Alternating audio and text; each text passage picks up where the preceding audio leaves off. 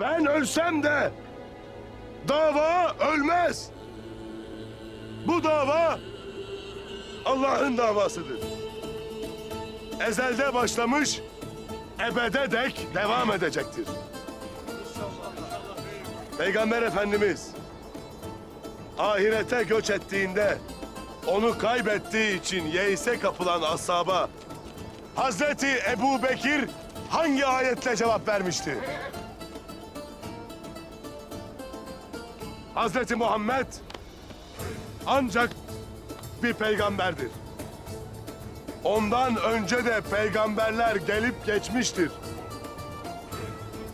Şimdi o ölür veya öldürülürse gerisin geriye mi döneceksiniz?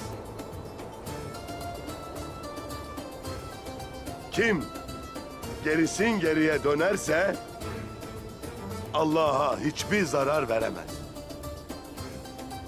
Allah şükredenleri mükafatlandıracaktır.